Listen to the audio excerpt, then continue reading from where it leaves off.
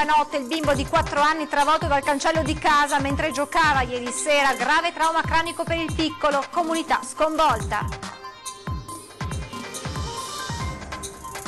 Ancora un incidente sul lavoro questa mattina a Revine, un operaio che stava eseguendo dei lavori in un'abitazione è rimasto ustionato al volto e al torace, ricoverato a Padova. Indagini serrate per scoprire i responsabili dello scoppio davanti ad un liceo di Vittorio Veneto. Sale la tensione proprio nei giorni che precedono il raduno Triveneto degli Alpini. Il sindaco Tonon non è una bravata. La denuncia di una giovane coppia trevigiana derubata mentre trascorreva un fine settimana di vacanza a Jesolo. L'area furtiva rintracciata nel giardino della Croce Rossa dove sono ospitati alcuni migranti. L'inchiesta sull'incidente in cui a Ponzano è morta giovedì scorso la nonna ed è rimasta ferita la nipotina. Indagati i conducenti degli altri 2 veicoli coinvolti. Tragedia nei cieli del Trentino, sabato, morto l'istruttore Riccardo Avi, lutto per l'Aeroclub di Treviso, i colleghi, la tragedia causata forse dal maltempo. Singolare proposta di matrimonio, quella ideata dal sindaco di Spresiano, Marco Della Pietra, che ha chiesto la mano della fidanzata su Facebook. Questi i titoli dell'edizione trevigiana dei telegiornali di Antenna 3, buonasera e ben ritrovati. In primo piano dunque la cronaca con la vicenda di un bambino di 4 anni travolto ieri sera dal cancello di casa Sanfior. Nella notte il piccolo è stato operato d'urgenza alla testa colpita dallo spuntone della maniglia. Le sue condizioni rimangono critiche ma dai genitori trapela la speranza. Il bambino è rimasto schiacciato parzialmente da questo cancello, fuoriuscito dalla guida e che è stato operato questa notte a Cafoncello a Treviso e che insomma, per il momento sembra stia reagendo in modo positivo per quello che si può dire di un bambino che sia in coma. C'è ancora la sua maglietta accanto al cancello che l'ha travolto, in quella che appare sempre più come una tragica fatalità. Lotta tra la vita e la morte, il bambino di 4 anni che ieri sera è finito con parte della testa sotto a questa cancellata davanti alla casa dove vive con i genitori e lo zio arrivati dalla Lombardia e residenti a Sanfior da quasi 10 anni. Tutto è accaduto ieri sera, poco dopo le 19. Il bambino stava giocando a palla sotto gli occhi dello zio quando, forse per gioco, pare abbia iniziato a spingere la pesante cancellata. Credo che nessuno potesse prevedere che una vite spezzata probabilmente da chissà quanto tempo fuoriuscisse proprio in quel momento, andasse a spostare quello che è il fine corsa di un cancello estremamente pesante e che mentre il bambino giocava il cancello gli sia caduto addosso. E fatalità nella fatalità, pare che l'angolo della maniglia nella caduta abbia colpito la testa del piccolo provocando la frattura del cranio. Subito è scattato l'allarme con l'intervento immediato dell'elicottero del SUEM che ha portato il bimbo al Cafoncello dove da ieri sera si trovano anche i genitori che non hanno voluto lasciare il loro piccolo nemmeno per un istante. Oggi a Sanfior tutti, ad iniziare dal sindaco, si stringono attorno alla famiglia. Sono ritornato oggi e appunto i genitori che sono in ospedale sembrano positivi, ecco, i genitori sono positivi, per dire il vero è una cosa che ci fa già pensare bene, per cui speriamo che effettivamente si risolva in modo positivo come tutti quanti vorremmo. Incidente sul lavoro questa mattina in via Roma, Revine Lago, lungo la provinciale che collega la vallata del Soligo. Un operaio macedone di 32 anni ha riportato ustioni al volto e al torace in un'esplosione avvenuta durante alcuni lavori di manutenzione all'interno di un'abitazione. La deflagrazione probabilmente è stata causata dall'operaio mentre stava utilizzando un flessibile. L'uomo, soccorso dal SUEM, è stato portato presso il reparto Grandi Ustionati di Padova. In via Roma sono giunti anche i vigili del fuoco di Vittorio Veneto e i carabinieri insieme agli uomini dello Spisal che avranno il compito di chiarire l'esatta dinamica di quanto accaduto. Adesso a Vittorio Veneto con l'esplosione di una bomba a carta davanti ad una scuola, qualcuno ha liquidato il fatto come una bravata, non la pensa così il sindaco, preoccupato visto che a breve arriveranno gli alpini per il raduno Triveneto. Vuoi andare a protestare, esporre un problema e lo esponi in comune al sindaco, non è che ti metti a far esplodere bombe. Comunque protestare in questo modo è sicuramente controproducente. Questi i commenti degli studenti del liceo classico Flaminio quando sono passati oggi alla fine delle lezioni in via Cesare Battisti davanti al punto dell'esplosione tra la loro scuola e l'ex media del Collo, ora chiusa, a 2 passi dal municipio di Vittorio Veneto. Una deflagrazione pare causata da una bomba a carta che ha distrutto gran parte delle vetrate presenti nelle 2 facciate che chiudono una delle entrate carraie dei 2 istituti. Un boato fortissimo che la notte tra sabato e domenica scorsi ha svegliato di soprassalto quasi tutto il centro della città.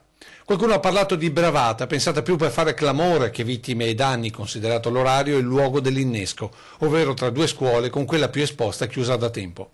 Ma il sindaco non crede a questa ipotesi. Quello che fa riflettere è che un anno e mezzo fa è venuta nella notte alla conclusione del 150esimo del compleanno della città di Vittorio Veneto e questa volta si è venuto alla conclusione della festa della Repubblica del 2 giugno. Attentato a sfondo politico dunque, con i carabinieri che pare stiano indagando sia tra gli anarchici che tra gli indipendentisti. Fondamentali le immagini delle telecamere della zona che pare abbiano ripreso gli attentatori. Un atto che il sindaco collega ad altri episodi analoghi del recente passato. Ribadendo quelli probabilmente accaduti un anno e mezzo fa nel municipio e con l'invio della lettera di minacce al sottoscritto assieme a delle pallottole. Prospettiva inquietante, considerando che tra 15 giorni ci sarà un altro evento che richiama allo Stato e all'unità della nazione, con la Dunata Triveneta degli Alpini. C'è più sorpresa che indignazione e per certi versi va bene così perché come l'altra volta la città ha reagito in maniera compatta contro quei vili attentati, sono certo che lo farà anche questa volta, anzi oggi visto che questa sera c'è il Consiglio Comunale proporremo al Consiglio una dichiarazione unanime ovviamente di condanna senza reticenze, come si dice senza se senza ma, contro atteggiamenti e attacchi vili e assolutamente indegni di questo tipo. Grave incidente stradale questa mattina intorno alle 11 ad Eraclea, due auto si sono scontrate frontalmente, un impatto molto forte. Ad avere la peggio un 41enne di San Biagio di Callalta, rimasto incastrato nell'abitacolo della sua vettura ed è stato trasportato in gravi condizioni con l'elicottero all'ospedale dell'Angelo di Mestre. Ferito anche l'altro conducente, ma sembra aver riportato lesioni meno gravi. Indaga la polizia locale. E adesso l'inchiesta su un altro incidente accaduto giovedì scorso a Ponzano, dove ha perso la vita una nonna, ferita gravemente la nipotina che viaggiava con lei. Ci sono due indagati. Giovedì mattina intanto a Postioma i funerali di Natalia Frare. Sono entrambi sotto inchiesta per omicidio stradale i due automobilisti coinvolti nello schianto in cui giovedì sera lungo la Postumia a Paderno di Ponzano ha perso la vita Natalia Frare, 64 anni, di Postioma, e in cui è rimasta seriamente ferita la nipotina di 3 anni. La piccola, che non è più in pericolo di vita, ha lasciato sabato la terapia intensiva ed è stata trasferita in pediatria al Cafoncello. I funerali della nonna paterna invece saranno celebrati giovedì mattina alle 10 nella chiesa di Postioma. 3 le auto coinvolte nello schianto all'altezza dell'incrocio al Baston, finito ancora una volta sotto accusa per la sua pericolosità, tanto che la giunta comunale ha nuovamente sollecitato la provincia a intervenire con provvedimenti urgenti per ridurre il rischio in quel punto. Ma i fattori che hanno causato l'incidente mortale sono anche altri. Il conducente dell'auto che ha provocato la carambola a centrostrada dell'utilitaria di Natalia Frare, centrata poi da un SUV, un 32enne di Povegliano, sarebbe risultato positivo all'alcol test con un valore nel sangue molto elevato. Anche per questo l'iscrizione nel registro degli indagati del conducente del SUV, un 50enne di Cornuda, non sarebbe che un atto dovuto. Sul posto, visibilmente sotto shock, ha più volte ripetuto di essersi trovato l'Opel Corsa improvvisamente di fronte e di non aver potuto evitare l'impatto. A questo proposito la procura ha disposto accertamenti sulla velocità a cui viaggiavano i veicoli coinvolti, altro tassello essenziale per accertare le responsabilità. Ennesimo lutto che ha colpito l'Aeroclub di Treviso con la morte sabato dell'istruttore Riccardo Avi in un incidente aereo accaduto in Trentino Alto Adige. Le indagini sono in corso, anche se i colleghi parlano di una possibile causa dovuta al maltempo. Un pilota bravissimo, soprattutto una persona molto prudente, quindi non possiamo pensare che abbia compiuto qualcosa di strano che abbia poi portato all'incidente, assolutamente no, questo no. Maurizio Patuelli, presidente dell'Aeroclub di Treviso, parla così di Riccardo Abi, l'istruttore di 69 anni, morto sabato mattina nello schianto del Cessna 152 che stava pilotando sopra il Monte Croce nel Trentino nord-orientale. Partito da Bolzano insieme a un'allieva, Tania Koffler, 30 anni, del posto, ha perso il controllo del velivolo. La giovane, operata all'ospedale di Bolzano, è in via di miglioramento. Sulle cause dell'incidente indaga la Procura di Trento. Dalle presunzioni che possiamo fare noi vedendo le fotografie, che possa essersi trattato di un incidente causato da cattive condizioni atmosferiche, visto che nelle zone circostanti c'erano i temporali molto forti, possiamo presumere questo, non abbiamo altre informazioni precise, non essendo noi interessati come Aeroclub la cosa. Difficile si sia trattato di un errore umano, ripete Patuelli, a meno che Avi, altoatesino che da anni risiedeva a Trevignano, non sia stato colto da malore. Fondamentali saranno la testimonianza dell'allieva e l'esito dell'autopsia, oltre all'esame di quel che resta del velivolo posto sotto sequestro. Per l'Aeroclub di San Giuseppe, già provato nel settembre 2016 dall'incidente in Macedonia in cui persero la vita 5 persone, l'ennesimo lutto. È un'altra tragica fatalità e il destino ci corre dietro in maniera negativa assolutamente. Io vorrei cogliere l'occasione per fare le mie condoglianze alla famiglia dell'amico Riccardo, che è mancato così improvvisamente e in questa brutta maniera. Siamo alla nostra rubrica, lo dico ad antenna, con la denuncia di una giovane coppia trevigiana derubata mentre trascorreva un fine settimana di vacanza a Jesolo. Sentite cos'è successo. Avevano deciso di trascorrere il fine settimana a Jesolo con la loro bambina, ma si è trasformato in un incubo. Mentre facevano il bagno, in poco più di 10 minuti sono stati derubati dello zaino contenente denaro, documenti, chiavi di casa e auto, cellulare ed effetti personali. Tramite la geolocalizzazione però sono risaliti al telefono. L'ho seguito, mi ha portato davanti al centro di accoglienza di migranti vicino in piazza Milano. Che ho chiamato i carabinieri per vedere se qualcuno mi accompagnava dentro a vedere se c'era il telefono. Loro hanno detto che erano troppo impegnati per uscire e ho provato con la polizia che mi ha mandato una volante. Sono entrato con la polizia all'interno del centro, abbiamo seguito la traccia finché l'iPad è stato acceso perché poi si è spento, che segnava all'interno del giardino.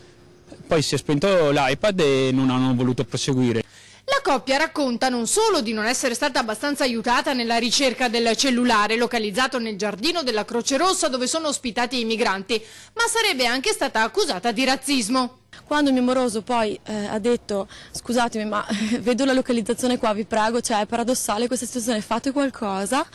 Hanno detto ecco il solito problema del razzismo, qui può essere tranquillamente che qualcuno sia passato, l'abbia preso e l'abbia gettato dentro, e lì si è sentito dire dalla polizia guarda stiamo calmi, cerca di stare anche calmo perché è un attimo che questi ti fanno partire anche una denuncia. Oltre il danno la beffa. Credo che sia assurdo trovarsi in una situazione del genere. Qui non è il problema che era all'interno di un centro immigrati, cioè io lo ribadisco e lo continuo a ribadire, questa localizzazione poteva in quel momento essere attiva anche all'interno di un hotel di lusso frequentato solo da italiani, da tedeschi, da russi, da arabi, quello che era. Però voglio dire, in quel caso là si vede che il telefono dà lì il segnale, si cerca di fare qualcosa, si cerca di dare una mano, non ci si mette in questo atteggiamento di ostruzionismo totale, di chiusura totale e si cerca di insabbiare tutto dicendo siete razzisti, pensate che siano stati loro per forza di cose. L'unica certezza era che la localizzazione era lì in quel punto. È stato il pronto intervento dei carabinieri ad evitare a Treviso che una rissa tra bande di africani degenerasse in un regolamento di conti a base di coltelli e vetri rotti. Tutto è accaduto alla mezzanotte di ieri quando una quindicina di individui, tutti maschi di origine africana, probabilmente irregolari, tra i 20 e i 30 anni, hanno iniziato prima ad insultarsi e poi ad affrontarsi fisicamente, forse per questioni legate allo spaccio di stupefacenti in città. Il tutto davanti al bar Hollywood a ridosso della Feltrina, già teatro di aggressioni. Immediato l'allarme alle forze dell'ordine da parte dei residenti e l'arrivo di diverse pattuglie dei carabinieri che hanno provocato la fuga dei componenti delle due bande che hanno iniziato a saltare muretti e recinzioni dileguandosi tra i giardini delle abitazioni. E di sicurezza e immigrazione hanno parlato anche il candidato sindaco del centrodestra Mario Conte e l'esponente, la leader di Fratelli d'Italia oggi a Treviso, Giorgia Meloni. Il Conte di centrodestra, dico io. È un periodo in cui di Conte se ne sentono. La leader di Fratelli d'Italia Giorgia Meloni a Treviso per dare aperto sostegno a Mario Conte, candidato sindaco di un centrodestra che alle amministrative si presenta unito a differenza del panorama nazionale. È sicuramente una contraddizione, non può dirlo, diciamo. Non lo si può dire a Fratelli d'Italia che come si sa è l'unico partito del centrodestra che non ha mai fatto scappatelle. Una breve passeggiata, l'aperitivo in pescheria, poi l'appuntamento sotto la loggia dei 300 per parlare di immigrazione, rilancio dei centri storici e sicurezza. Questa è una città che ha sicuramente bisogno di essere valorizzata di più. molto si è lavorato sul centro storico, poco sugli altri quartieri della città, ci sono attività che chiudono ed è un disastro che attività commerciali chiudano in una stagione come questa, la microcriminalità anche qui ha chiaramente vita facile e quindi serve un'amministrazione che sappia dire tolleranza zero verso la microcriminalità, verso il commercio abusivo che è una grande piaga di irregolarità e che sappia dare aiuto a quei tanti che vivono anche al di fuori del centro storico. E a proposito di sicurezza ai quartieri, Conte interviene sugli ennesimi disordini davanti a un locale della Feltrina. Registriamo l'ennesimo episodio di violenza al ristorante africano, pochi giorni fa all'Hollywood, con la nuova amministrazione, tolleranza zero, controlli a tappeto, perché questi episodi non devono più caratterizzare un'intera zona del quartiere Monigo, così come in altre zone della città, quindi maggiore sensibilità, maggiore attenzione per quanto riguarda la sicurezza in centro e nei quartieri. Sabato scorso a supportare Mario Conte a Treviso era arrivato il neo ministro dell'Interno Matteo Salvini e non è passato certo inosservato l'incontro e l'abbraccio del sindaco Giovanni Maniddo con il leader della Lega, una cortesia istituzionale per tenere aperto il dialogo con il capo del Viminale, ha detto Maniddo, ma sui social si è scatenata la polemica ed un attacco diretto arriva da uno dei candidati sindaco, Said Caibi di Coalizione Civica, ospite questa sera di 20 e 10. Ecco una anticipazione. Il sindaco Maniddo è andato a incontrare Matteo Salvini e io sono uno di quelli che pensa che i rapporti istituzionali vadano curati, preservati per il bene della città.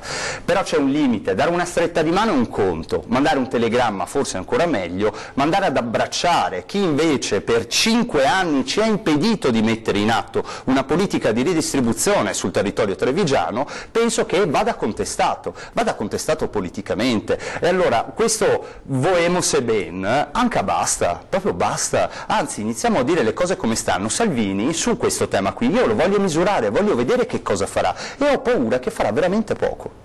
La giunta di Cassugana era una giunta che è nata dentro un progetto in cui c'eravamo dentro anche noi alle scorse elezioni, invece dopo le elezioni politiche dello scorso 4 marzo è stata fatta una scelta, cioè quella di costruire una coalizione di centro-centro. In bocca al lupo, perché sento parlare di riferimenti come Gentilini, vengo guidato dalla figura di Giancarlo Gentilini, disse qualche settimana fa il sindaco Maniddo. Sul tema della sicurezza io sento una brutta copia della Lega Nord, del linguaggio della Lega.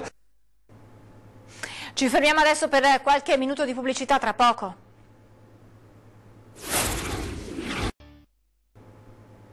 Di nuovo in diretta per parlare della mostra di sculture curata da Marco Goldin con le opere di Auguste Rodin che chiude con un bilancio più che positivo. Adesso si guarda al futuro, in mezzo però ci sono le elezioni amministrative, ma Goldin dice non ho timori per il futuro, la cultura rimarrà centrale per Treviso.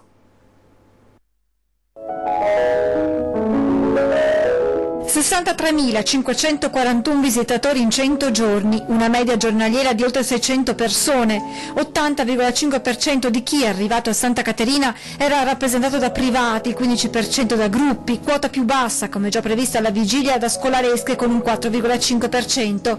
Visitatori giunti da 88 province italiane, isole comprese. Sono i numeri della mostra di Rodin che ha chiuso i battenti ieri a Treviso. Siamo riusciti ancora una volta a veicolare il nome della città di Treviso e della sua provincia in un circuito di carattere nazionale ma anche internazionale, perché i visitatori dall'estero sono stati veramente tantissimi. Il 9% dei visitatori arrivava dall'estero e per la prima volta gli stranieri, che fossero privati o in gruppo, sono stati più numerosi dietro solo a trevigiani, padovani e vicentini. Ad ammirare le 75 opere di Rodin è stato un pubblico diverso da quello delle altre mostre, più selezionato e preparato, come accade quando si tratta di scultura. L'esposizione di Santa Caterina per alcune settimane è stata tra le prime 4 più visitate in Italia. Siamo stati dietro soltanto a Frida Kahlo a Milano e a Monet a Roma, quindi nomi inarrivabili per una mostra di scultura. Un bilancio dunque più che positivo, grazie anche all'impegno degli sponsor, nonostante su questo fronte vi siano stati alcuni problemi. Qualcuno si è dimenticato di darci i contributi e quindi insomma, arriveranno, anche se ormai la mostra è finita, quindi evidentemente speravamo di poter avere questi contributi prima e del resto vabbè, vorrà dire che Linea d'Ombra ancora una volta avrà anticipato per gli altri. E si può già parlare di effetto Rodin anche per il Museo Bailo. L'effetto traino che ha avuto sul Bailo, che negli stessi 3 mesi ha più che raddoppiato i visitatori dell'anno prima, quindi siamo quasi a quota 7.000 persone soltanto nei 3 mesi di marzo, aprile e maggio. Marco Goldin rinnova il suo affetto per Treviso e l'intenzione di continuare un percorso già avviato con successo. In mezzo però ci sono le elezioni amministrative. Il direttore di Linea d'Ombra si dice sicuro che qualsiasi sia l'esito delle urne, la cultura potrà essere anche in futuro centrale per la città. Ovviamente il sindaco Manillo, che conosciamo per l'attività che ha fatto in questi 5 anni, l'interesse alla cultura è sempre stato molto forte, ma ho visto che anche Mario Conte, l'altro candidato, ha espresso pareri particolarmente pesanti, se vogliamo dire così, sulla cultura, quindi con grande interesse non soltanto a proseguire, ma anche a fare, come giustamente deve essere per ogni persona nuova che arriva, fare anche delle cose magari diverse. Restiamo in città Treviso con i grillini che ieri si sono incontrati davanti alla Fondazione Cassamarca, dicono bisogna fare chiarezza, presenti Federico D'Inca, deputato del Movimento 5 Stelle e candidato sindaco pentastellato, Domenico Lo Sappia. Nel mirino del Movimento 5 Stelle la vicenda legata al deficit della Fondazione Cassamarca, così i pentastellati si sono dati appuntamento davanti a Caspineda. Vogliamo chiarezza, hanno ribadito ed hanno denunciato la poca trasparenza. Il disavanzo per il 2017 sembra essere di 53 milioni di euro, in pratica noi non conosciamo quanto vale esattamente questa fondazione, che erano i soldi dei trevigiani, 1 miliardo di euro che insieme alle 2 banche venete dimostra quanto il territorio ha avuto una speculazione incredibile dei propri risparmi fatti nel corso del tempo. Noi ci stiamo battendo, ribadiscono i pentastellati, per avere maggiore trasparenza e per sapere chi siano i responsabili di questa distruzione di risparmio e ricchezza del territorio trevigiano. Ricordiamoci tutti cosa ha comportato il legame tra Lega e Fondazione Cassamarca, la questione Appiani che ha svuotato il centro della città. Noi vi chiediamo davvero di darci la possibilità di fare qui, come a Roma, chiamiamolo il governo cittadino del cambiamento, un vero cambiamento. Ancora politica, Paolo Camolei della lista Treviso che sostiene la riconferma del sindaco uscente Manillo, lancia una struttura permanente per eventi musicali in città dove finalmente molti gruppi di giovani troverebbero uno spazio per dar sfogo alla loro passione. L'obiettivo è trovare innanzitutto per loro una collocazione, uno sfogo, dare vita alle loro esigenze, alle loro necessità a 360 gradi, da quello che può essere l'aspetto conviviale a quello che può essere l'aspetto creativo, ma anche a quello che può essere l'aspetto culturale. Abbiamo sempre spinto per creare quella che è una piattaforma musicale a disposizione della città e non solo della città per grandi eventi. Quella potrebbe essere una delle prime cose da fare nel secondo tempo, perché i giovani hanno bisogno di trovare degli spazi adeguati alle loro necessità. Già quest'anno, diciamo, quelle grandi feste di fine anno, invece di farle a Villa Margherita, le abbiamo spostate all'Ippodromo, un luogo che sicuramente per certi aspetti ha una vivibilità e un'offerta decisamente migliore, ma crearne uno proprio adatto a loro credo che sia un obiettivo che ci possiamo porre per il secondo tempo. Una struttura permanente io l'ho sempre lanciata nella zona della Dogana, dove c'è l'Home Festival. L'Home Festival è sicuramente una delle manifestazioni che ha dato più prestigio a livello internazionale alla città di Treviso, e quella potrebbe essere naturalmente, anche per una vicinanza alle tangenziali, quindi risolve il problema del traffico, sicuramente una delle location migliori per poter dar sfogo alla creatività musicale dei giovani. E adesso andiamo a Spresiano con il sindaco Marco Della Pietra, che non parla di politica ma su Facebook dichiara tutto il suo amore e fa la proposta di nozze alla fidanzata Alessandra. Marco Della Pietra, sindaco di Spresiano, ha taggato la foto della sua bellissima compagna con una dichiarazione che in un momento ha scatenato il mondo web. Lei, dolcissima, capelli lunghi e biondi, ha risposto subito, con un fiume di parole, il suo sì. La coppia potrebbe convolare a nozze già a settembre, anche se molto emozionato, il sindaco dice che la data la devono ancora decidere. Ed oggi, a microfono, le parole per la prima volta gli si smorzano in gola, imbarazzato ed emozionato ci dice. No, ieri non voleva essere nulla di così, no? Allora io sono abituato a condividere molto spesso, no? Pensavo fosse una cosa più nostra e poi invece, insomma, ha raggiunto tante altre persone, però credo che sia, insomma, bello anche condividere i momenti felici. Quando parla della sua Alessandra gli si illuminano gli occhi, soprattutto oggi che Alessandra ha risposto alla sua dichiarazione. Ho avuto una risposta quasi commovente, è stato molto, molto bello, anche perché insomma la nostra quotidianità noi la viviamo, no? Molto intensamente, e aver letto quello che ha scritto lei mi ha riempito di gioia. Difficile vedere Della Pietra così, solitamente sicuro, scherzoso e determinato, oggi si è sciolto di fronte alla nostra richiesta. Dopo i social, perché non fare la dichiarazione al microfono? Io credo che non servano nemmeno parole, però Alessandra ti amo e quindi sono felicissimo così, ma se vorrai sposarmi mi renderai ancora più felice di così. Con questa dichiarazione termina questa edizione dei nostri telegiornali, vi lascio le previsioni del tempo, grazie per l'attenzione, buona serata.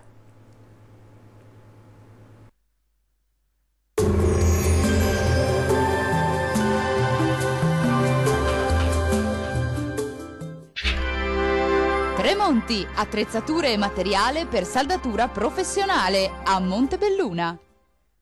Ben ritrovati al meteo. Bel tempo sulle nostre regioni, ma con i consueti disturbi sui monti. Vediamo il dettaglio di martedì 5 giugno.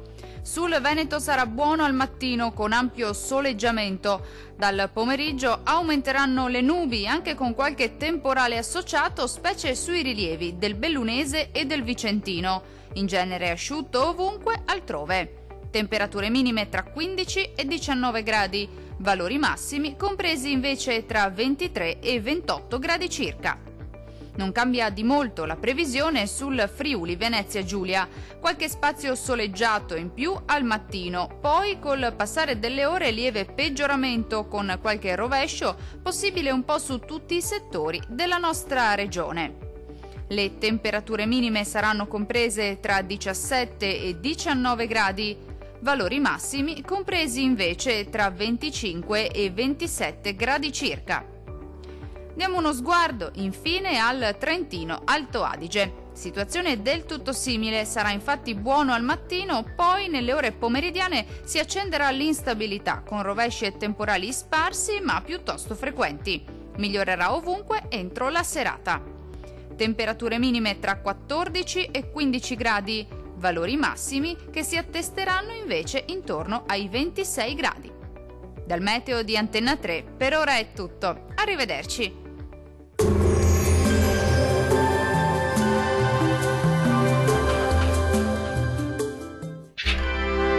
Tremonti, attrezzature e materiale per saldatura professionale a Montebelluna.